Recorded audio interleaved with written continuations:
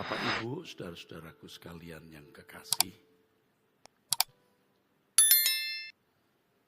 keberagamaan itu sebenarnya bukan hanya masalah liturgi atau upacara agama, seperti yang dikenal oleh agama-agama pada umumnya. Ada ruangan perjumpaan antara umat dan Allah yang disembah di dalam yang namanya liturgi. Bagi kita orang Kristen, seremonial bagi agama pada umumnya, tata cara ibadah, tata cara sembahyang. Tetapi keberagamaan yang benar, saudara, adalah berurusan dengan Sang Khalik, Allah yang menciptakan langit dan bumi.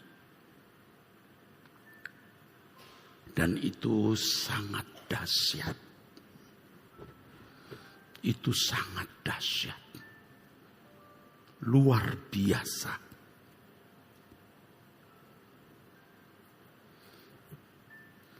Masalahnya memang tidak banyak orang yang berani menaruh percaya kepada Allah yang tidak kelihatan, yang berani menginvestasikan seluruh hidupnya untuk urusan berinteraksi, untuk urusan hubungan timbal balik dengan Allah ini.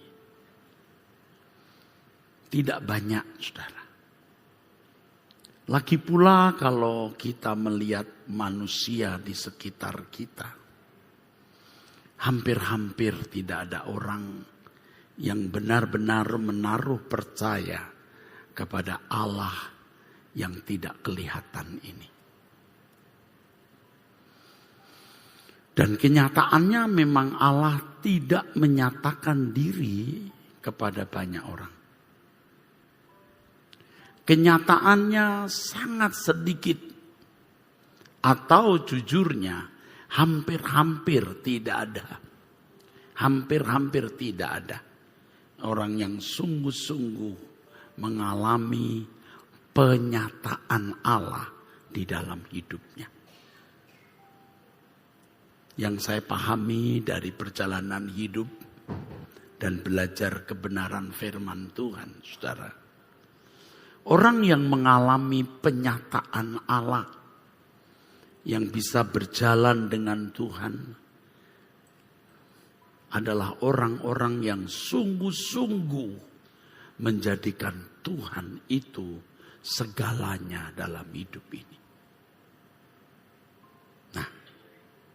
Siapa orang yang berani bertaruh demikian, saudara?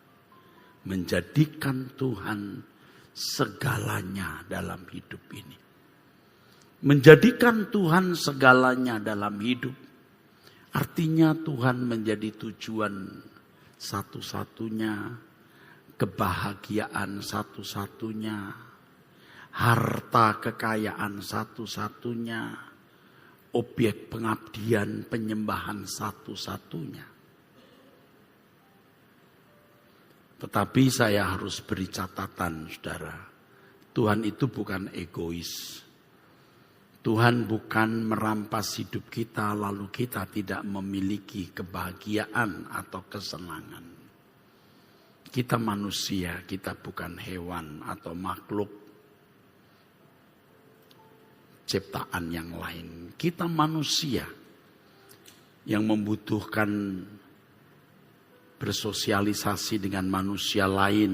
Kita manusia yang bisa menikmati seni, manusia yang membutuhkan istirahat, manusia yang membutuhkan teman hidup. Sebab manusia tidak baik seorang diri. Manusia yang bisa memiliki keturunan dan memiliki hubungan mesra dengan keluarga dan seterusnya. Tentu Tuhan tahu hal itu. Tetapi bagi orang yang menjadikan Tuhan segalanya, sekalipun Tuhan tidak memberikan semua itu kepadanya, dia tidak akan menuntut. Dia tidak akan menuntut. Tetapi Tuhan tahu kita membutuhkan. Tuhan tahu kita manusia. Maka Tuhan pasti akan memenuhi kebutuhan kita. Saya selalu terinspirasi dengan kehidupan Abraham, saudara. Dan saya berusaha untuk mengenakan kehidupan sosok ini. Ya. Kalau dulu saya fokus ke Yusuf dan Daud, dua tokoh yang saya kagumi, tentu selain Yesus. Tetapi dalam perjalanan hidup saya, fokus saya mulai bergeser. Dan Bapak Ibu, saudara-saudara yang sering mendengar khotbah saya, pasti sering mendengar nama Abraham saya kemukakan, saudaraku. Abraham itu menjadikan Allah segalanya dalam hidup ini. Abraham itu menjadikan Allah segalanya. Memang tidak tersurat di dalam Alkitab. Tetapi tindakan Abraham, perilakunya, dinamika hidupnya, menunjukkan bahwa Abraham menjadikan Tuhan segalanya. Yang kemudian, saudara, kita anak-anak Abraham mesti memiliki iman seperti Abraham. Jadi pengertian kalimat dibenarkan oleh iman itu tidak sederhana. Selama ini begitu disederhanakan, ya, dibenarkan oleh iman itu artinya bukan karena perbuatan baik orang selamat masuk surga, tapi karena percaya Yesus adalah Tuhan dan Juru Selamat, maka dibenarkan. Tidak sederhana, saudaraku. Orang yang dibenarkan itu orang yang menjadikan Tuhan segalanya dalam hidup. Orang yang menjadi manusia yang berkualitas. Orang-orang yang layak masuk istana Allah Bapa. Mari kita lihat Abraham dulu, saudara, bagaimana ya Abraham menjadikan Tuhan itu segalanya. Tapi sebelum saya teruskan, sampai menit ini saya bicara, Bapak Ibu bisa mengikuti? Saya bisa teruskan ini?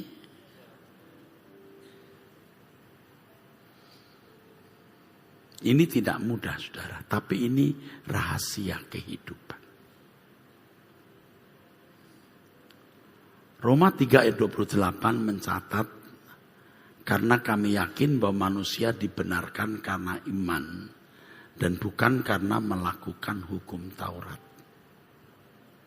Roma 4 ayat 2, sebab jikalau Abraham dibenarkan karena perbuatannya, maka ia beroleh dasar untuk bermegah. Tetapi tidak di hadapan Allah. Tentu pengertian perbuatan di sini perbuatan berdasarkan Taurat. Kehidupan Abraham tidak berdasarkan Taurat. Gaya hidup Abraham itu gaya hidup yang tidak dikenal oleh bangsa Israel. Tidak dikenal. Sebab bangsa Israel itu dipandu oleh hukum Taurat. Dan apa yang dilakukan oleh bangsa Israel berdasarkan hukum Taurat itu merupakan usaha untuk dibenarkan. Lalu Paulus menulis bukan begitu. Dibenarkan itu bukan karena melakukan hukum Taurat, tapi karena iman. Nah, apa itu karena iman?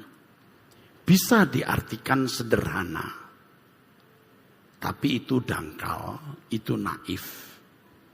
Dan itu pasti meleset. Pasti meleset.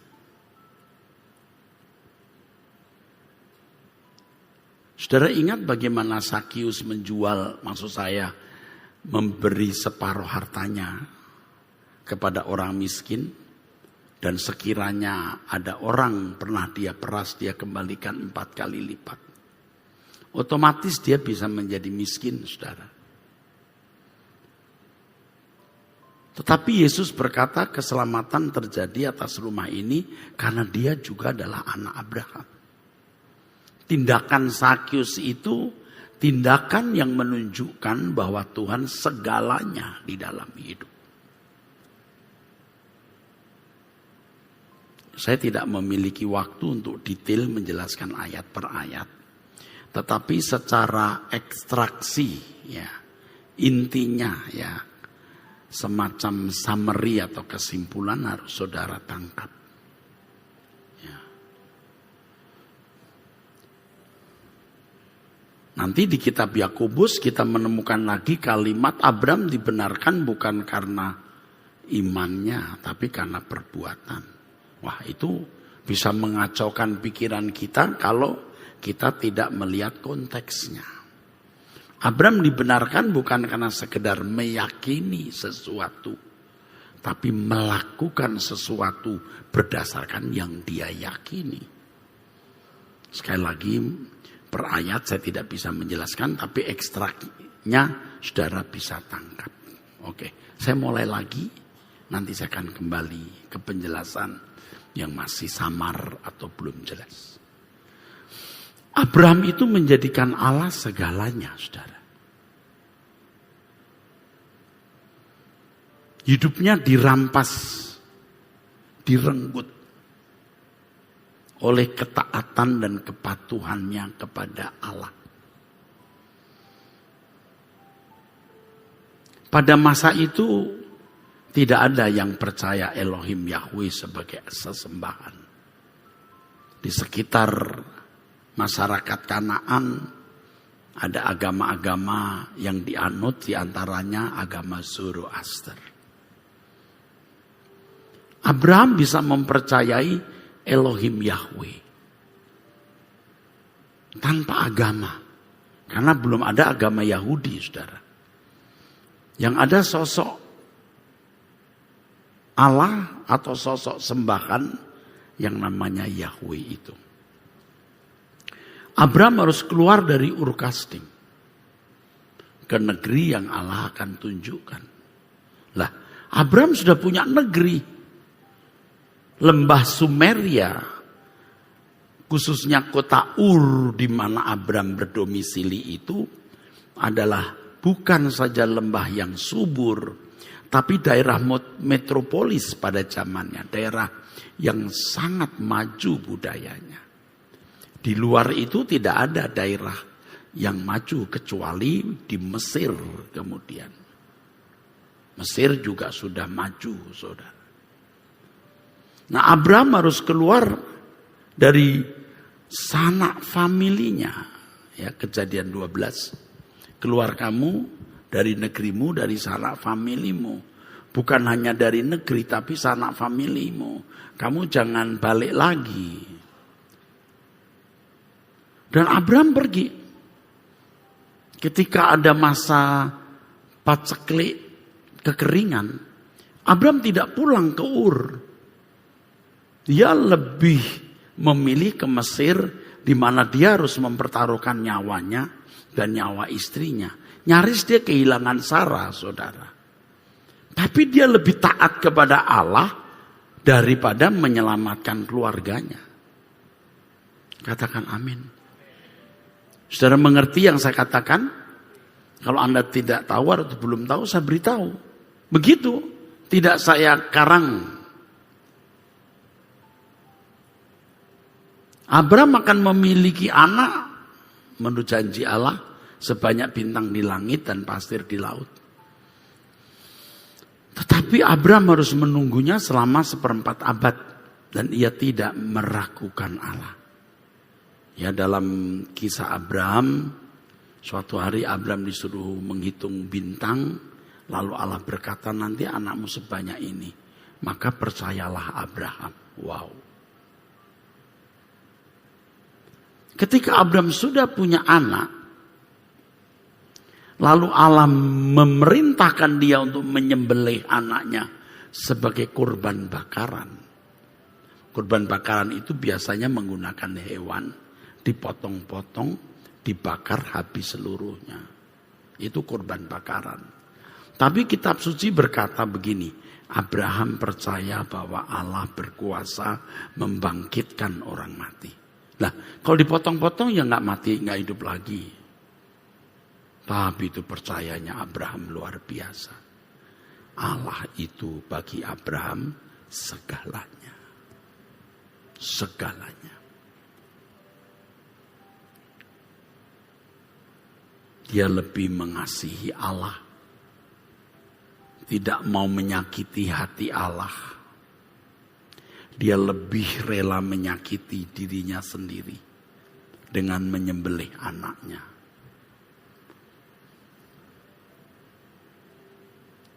Ingat kemudian, iman Abraham harus kita miliki. Artinya bahwa kita semua harus menjadikan Tuhan segalanya. Siap? Oh, Anda siapnya pelan, saya tutup, saya pulang. Oke.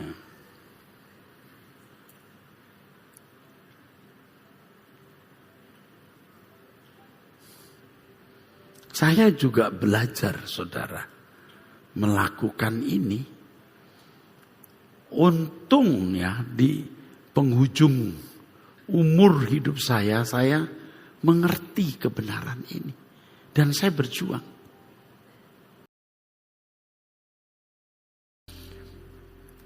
Pasti saudara mengalami ya, di mana saudara mencari kesibukan, biasanya selain mencari uang, kesibukan yang mendatangkan uang, kesibukan yang mendatangkan kesenangan. Apa yang harus dilakukan hari ini? Apa yang harus saya lakukan besok? Begitu ya saudara. Semua berpusat pada aku. Ya.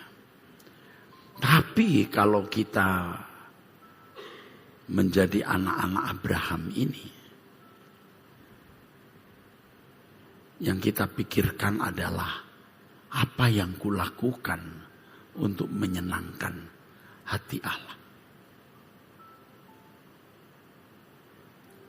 Jadi dibenarkan karena iman itu bukan sekedar kita mempercayai Yesus sebagai Tuhan dan Juru Selamat. Tetapi mempertaruhkan seluruh hidup kita untuk itu. Nah, salahnya banyak orang membaca kitab Roma tanpa melihat latar belakangnya. Tidak melihat konteks zaman, saudara.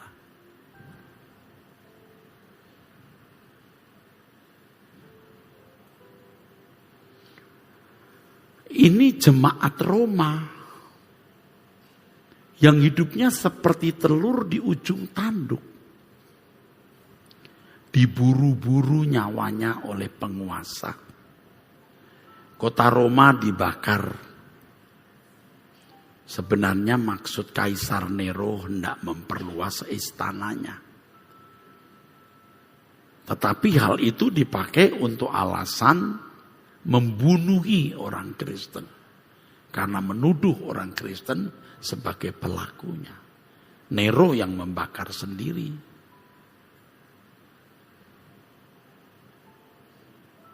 Bahkan di dalam tradisi gereja dikisahkan bahwa Petrus sendiri nyaris kabur dari kota Roma karena tidak tahan terhadap penganiayaan yang hebat berkecamuk di kota itu terhadap orang Kristen. Yang menurut dokumen gereja, Petrus bertemu dengan Yesus yang mau menuju kota Roma, jadi berpapasan, terkenal dengan Quo Vadis Domini. Mau kemana Tuhan? Lalu Yesus menjawab, aku mau ke kota Roma, mendampingi umatku. Wah, Petrus terpukul, dia balik lagi ke kota Roma dan mati disalib dengan kepala di bawah. Jadi percaya kepada Yesus itu paket habis hidupnya.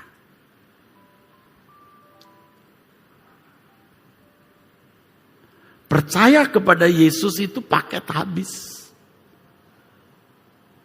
Bukan seperti kita. Maka kalau dikatakan di Roma pasal 8, kita lebih dari orang-orang menang. Kita itu orang Roma maksudnya, Paulus dan jemaat Roma, orang Kristen di Roma maksudnya. Lebih dari orang-orang menang, orang-orang menang di Roma yang menang secara politik, finansial, kekuasaan, ya, secara duniawi. Kita lebih dari mereka. Apa alasannya? Sebab siapa yang bisa memisahkan kita dari kasih Kristus? Itu menangnya. Penindasan, kelaparan, ketelanjangan. Karena mengalami semua itu. Tapi tidak terlepas, tidak terpisah kita dari kasih Kristus. Nah, kamu lebih dari orang-orang menang. Nah, banyak orang Kristen hari ini kita lebih dari pemenang. Ngerti nggak maksudnya? Dan saya kira banyak orang Kristen tidak tahu itu. Saudara sekarang tahu kan? Amin. Kita lebih dari orang-orang menang walaupun secara materi, secara jasmania kita kurang dibanding dengan orang-orang yang menang, yang sukses secara politik, kekuasaan, uang dan lain-lain. Tapi kita lebih dari mereka karena tidak ada yang bisa memisahkan kita dari kasih Kristus. Dan di Roma pasal 8 itu di ayat 17 kita dimuliakan bersama-sama dengan Kristus di dalam kerajaan surga di kekekalan. Jadi kita dibenarkan karena iman itu artinya kita dianggap, dinilai berkeadaan benar karena kita berkeadaan seperti Yesus. Beriman kepada Yesus itu berarti hidup seperti Yesus hidup. Yesus berkata, kalau aku Tuhan dan gurumu, ya, aku mengalami penderitaan, kamu juga mengalaminya. Seluruh kehidupan harus diserahkan, saudaraku. Barulah di situ orang ketemu Tuhan. Kristen setengah-setengah lalu ketemu Tuhan. Ya enggak ada, saudara. Nah, banyak orang Kristen itu paket yang diberikan untuk Tuhan itu paket hemat. Paket tak kasih murah. Dikasih murah Tuhan. Makanya Yesus berkata di Lukas pasal 14 ayat 33. Barang siapa tidak melepaskan dirinya dari segala miliknya, ia tak dapat jadi muridku. Makanya di kitab Yakobus dikatakan Abraham dibenarkan bukan karena iman atau bukan sekedar meyakini. Bukan jemaat Roma loh ya, ini untuk penulis Yakobus ya, untuk orang Kristen. Mungkin juga tidak mengalami penderitaan seperti jemaat Roma. Dibenarkan bukan karena iman. Artinya bukan sekedar meyakini Yesus Tuhan dan Juru Selamat. Tapi karena perbuatan. Apa perbuatannya? Lihat bagaimana Abraham mengorbankan anaknya Ishak. Beri tepuk tangan. Martin Luther itu hampir menghilangkan kitab Yakobus dari Alkitab. Martin Luther. Dan menyebutnya kitab ini sebagai jerami kering. Karena kita tahu bahwa Martin Luther salah satu pelopor reformasi Ya, dengan slogannya sola fide, hanya oleh iman. Menganggap kitab Yakobus bisa mengurangi kekuatan ajaran yang disampaikan waktu itu. Waktu itu saya belum ada, saudara. Kalau seandainya saya sudah ada, saya sudah tahu ini, saya jelaskan kepada Om Martin. Om, maksudnya Paulus di kitab Roma ini begini Om, ini ayat untuk jemaat Roma, Om, bukan untuk jemaat yang lain. Harus lihat konteksnya. Amin, saudara. Konteks itu penting. Ya. Konteks itu penting. Kapan, di mana, dalam situasi apa. Tetapi saya tidak mengerti mengapa orang tidak mengartikan firman ini begitu rupa. Sebab kalau kita lihat Roma pasal 12 saja, persembahkan tubuhmu sebagai korban yang hidup, kudus, dan yang berkenan. Roma 8 itu bicara soal penderitaan bersama Tuhan. Tidak sekedar meyakini Yesus sebagai Tuhan dan Juru Selamat, lalu selamat, saudaraku. Anda masih bersama saya? Nah, kalau Yakobus berkata, Abraham dibenarkan bukan hanya karena iman. Artinya bukan hanya meyakini Yesus Tuhan dan Juru Selamat. Itu surat ditujukan kepada pendengar atau penerima surat atau address dari surat yang ditulis Yakobus. Beda dengan surat yang ditulis oleh Paulus untuk jemaat Roma yang mengalami penganiayaan. Jadi beriman kepada Yesus itu paket penderitaan habis dah. Amin, saudara? Habis paketnya. Itu paket seluruh hidup yang dirampas. Tetapi paket ini harus dimiliki semua kita. Menjadikan Tuhan itu segalanya. Makanya seperti Abraham mempersembahkan anaknya Ishak menunjukkan iman percayanya itu. Ya, maka saudara pun harus berani mempersembahkan apapun untuk Tuhan. Amin. Berani?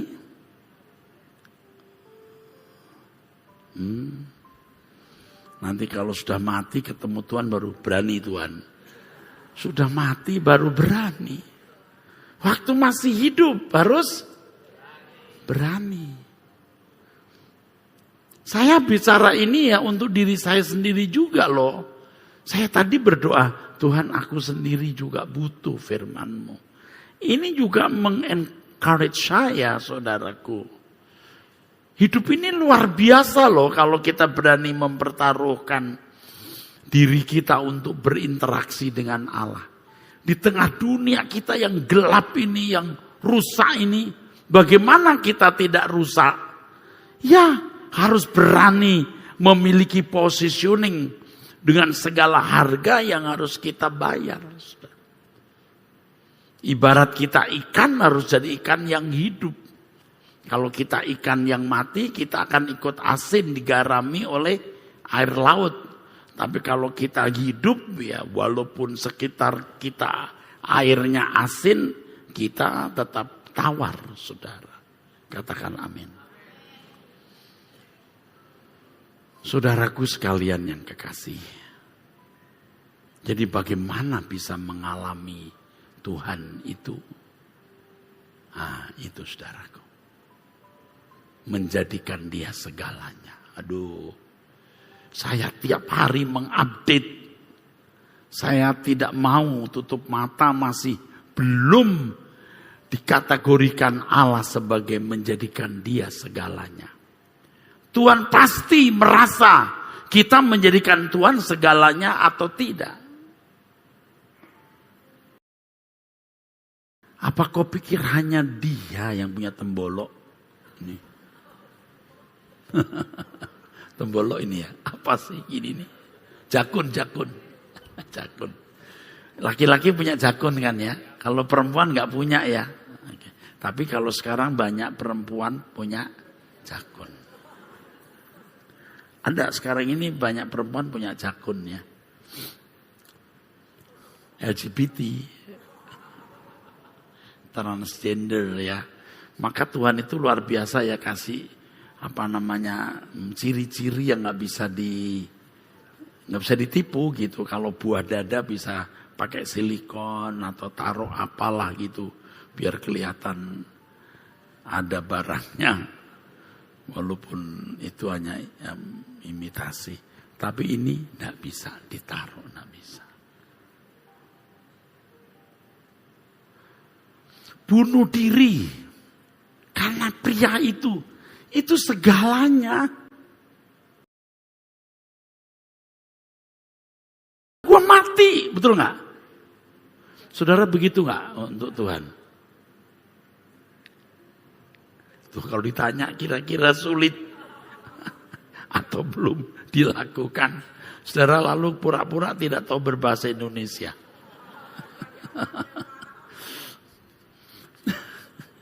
Saya tuh maksa loh. Saya hari ini ya belum sempurna, tapi saya maksa. Saya maksa saudaraku. Saya bukan orang yang sempurna, tapi saya maksa. Kalau saya pikir-pikir kenapa ya saya bisa maksa begini. Itu anugerah juga saudara. Itu juga belas kasihan Tuhan. Saya melewati perjalanan hidup sejak muda itu pahit. Aduh banyak penderitaan. Lalu ketemu orang yang banyak penderitaan juga. Lalu akhirnya udah Tuhan aja deh.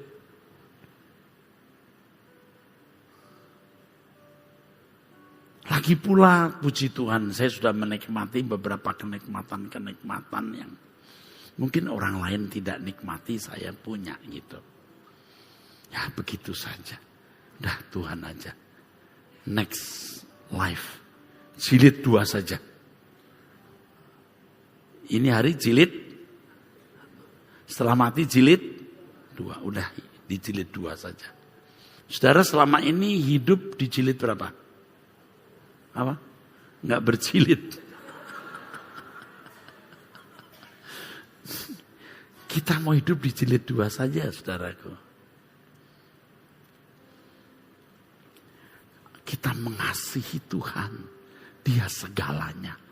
Kobarkan cintamu, kobarkan saudara. Saya kalau doa ya, saudara pasti nggak tahu.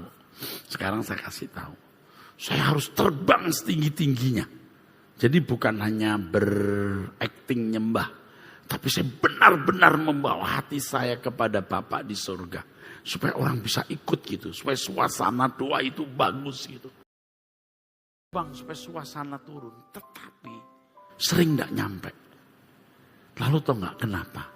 Gimana kamu terbang sekarang? Tiap hari kamu gak terbang? Dia harus menjadi segalanya dalam hidup kita tiap hari. Amin, saudara. Itu rahasianya. Mungkin F saja kali ya. Itu rahasianya. Aku mencintai Engkau Tuhan. Aku tidak bisa hidup tanpa Engkau. Tidak ada lagi yang menarik dalam hidupku. Ya ini bukan tebar pesona, tapi memang saudara harus melakukan seperti yang saya lakukan. Tuhan, aku tidak melakukan dosa apapun. Aku berhenti dari semua kesalahan. Yang kedua, aku tidak punya keinginan apapun dan kesenangan apapun. Kalau masih ada dosa dalam diriku atau kesenangan tertentu yang kau tidak berkenan, beritahu aku tinggalkan. Supaya saya bisa terbang setinggi-tingginya. Jadi bukan hanya pada waktu menyembah. Bisa. Makanya tidak gampang pimpin doa itu saudara. Dia harus setiap hari benar-benar menghormati Tuhan. Ini kalau WL atau pendeta ngerti itu frustasinya nyembah gak nyampe itu. Udah, kok nggak terbang? Karena kamu nggak tiap hari terbang. Tiap hari jadikan dia segalanya dalam hidupmu. Saudara, kalau bisa belajar seperti yang saya lakukan, aduh bahagia saudara. Herannya, nggak takut mati, nggak takut menghadapi apapun. Yang kita takuti cuma satu, berbuat dosa. Saudara ngikutin apa yang saya khotbahkan ini? Saudara mau melakukannya? Kalau saudara melakukan dengan sungguh-sungguh, Roh Kudus akan pimpin. Roh Kudus akan tuntun, saudaraku. Mau mati. Sudah ngerti gak saya ngomong apa ini? Udah mau mati. Udah habis. Mestinya tak lagi. Sekarang setelah sehat, masih bisa gak? Mau.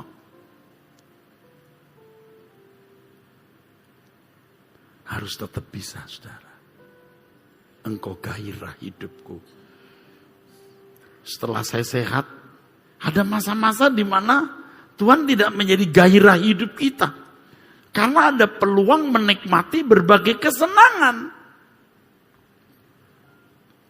Tapi kembali ke Tuhan. Asik, saudara. Ya, jangan merasa hebat karena kita pendeta atau doktor teologi. Tapi biar kita tetap rendah hati. Dan satu yang Tuhan taruh terus di hati saya beberapa hari ini. Begini saudara. Jangan mencari perlindungan Tuhan hanya pada waktu kepepet. Terus melekat kepada Tuhan seakan-akan ada bencana besar di depanmu. Berlindung terus ke Tuhan. Ini juga memicu kita menjadikan Tuhan segalanya.